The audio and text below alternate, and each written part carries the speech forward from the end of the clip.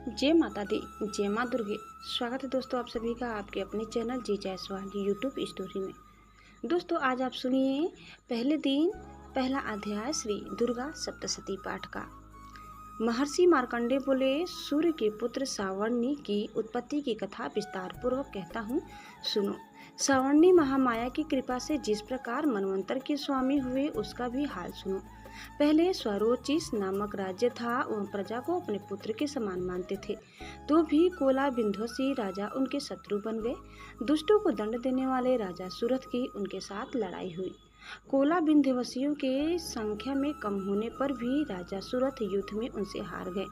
तब वह अपने नगर में आ गए। केवल अपने देश का राज्य ही उनके पास रह गया और वह उसी देश के राजा होकर राज्य करने लगे, किंतु उनके शत्रुओं ने उन पर वहां आक्रमण किया।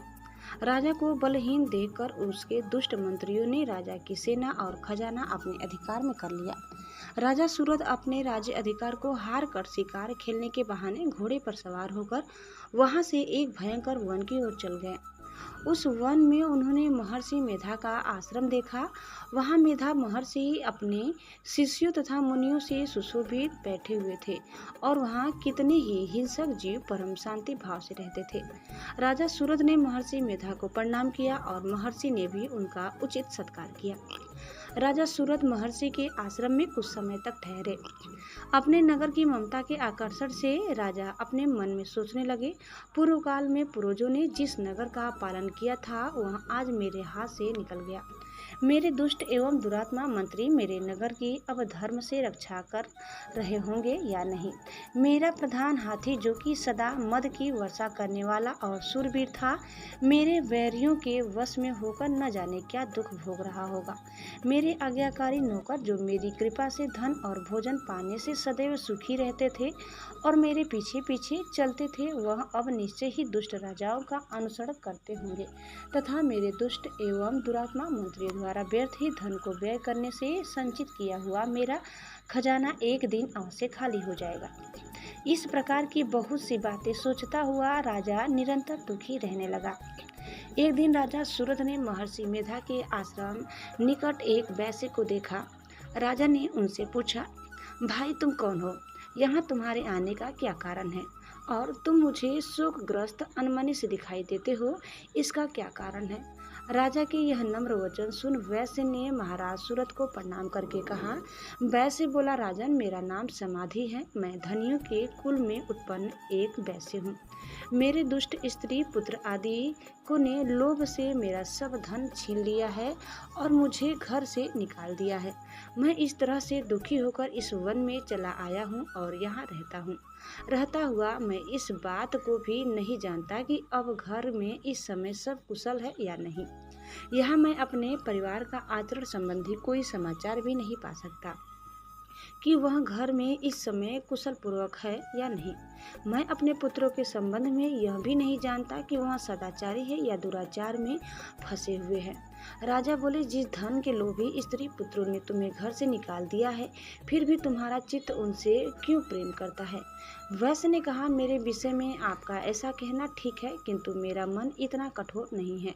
यद्यपि उन्होंने धन के लोभ में पड़कर पितृ स्नेह को त्याग कर मुझे घर से निकाल दिया है, तो भी मेरे मन में उनके लिए कठोरता नहीं आती।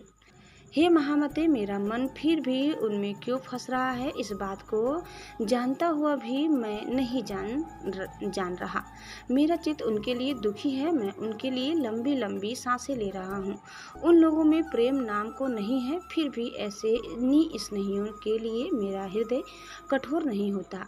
महर्षि मार्कंडे जी ने कहा, हे ब्राह्मण। इसके पश्चात महाराज सूरथ और वह वैश्य दोनों महर्षि मेधा के समीप गए और उनके साथ यथा योग्य न्याय संभाषण करके दोनों ने वार्ता आरंभ की। राजा बोले, हे भगवान, मैं आपसे एक बात पूछना चाहता हूँ, सो आप कृपा करके मुझसे बताइए।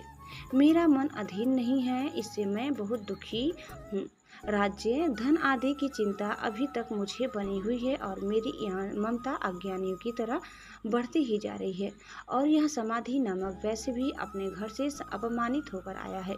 इसके स्वजनों ने भी इसे त्याग दिया है। स्वजनों से त्यागा हुआ भी यह उनसे हार्दिक प्रेम रखता है।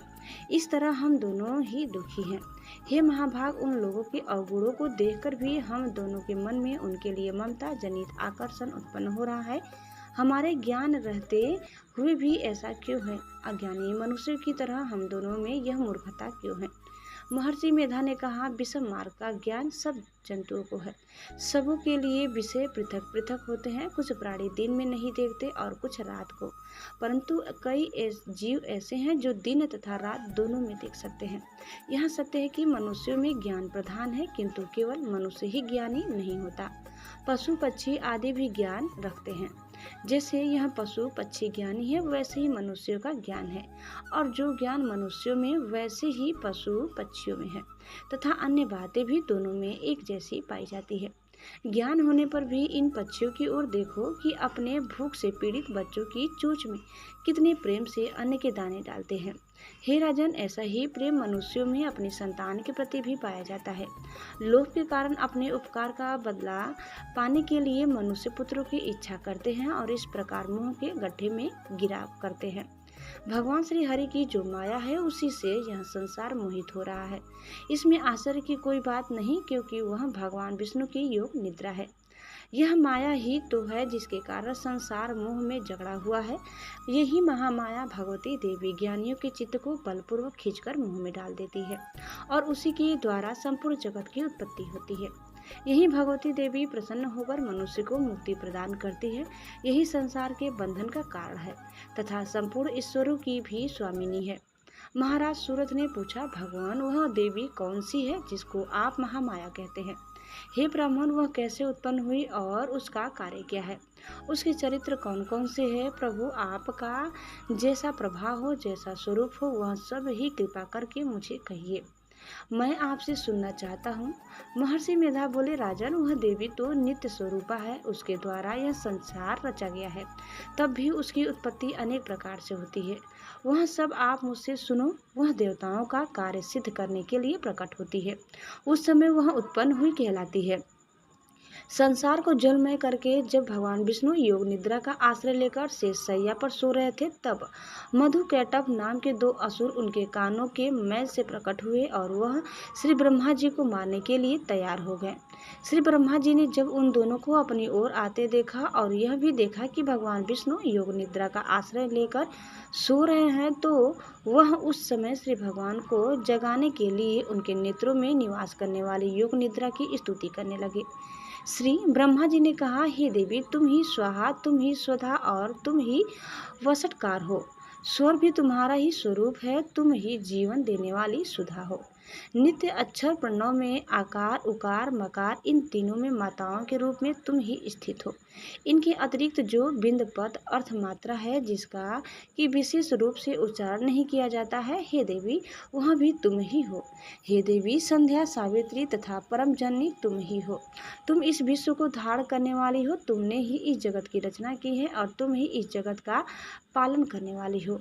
तुम ही कल्प के अंत में सबको भक्षण करने वाली हो। हे देवी, जगत की उत्पत्ति के समय तुम सृष्टि रूपा होती हो, पालन काल में स्थित रूपा हो और कल्प के अंत में संहार रूप धारण कर लेती हो।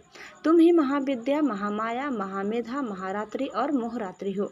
श्री ईश्वरी और बोध स्वरूपा बुद्धि भी तुम ही हो। लज्जा, पुष्टि, तुष्टि, शांति और क्षमा भी तुम ही हो। तुम खड़ग धारणी, शूल धारणी, घोर रूपा तथा गदा, चक्र, शंख और धनुष को धारण करने वाली हो। बाढ़, सुसुंडी और परीख, यह भी तुम्हारे ही अस्त्र हैं।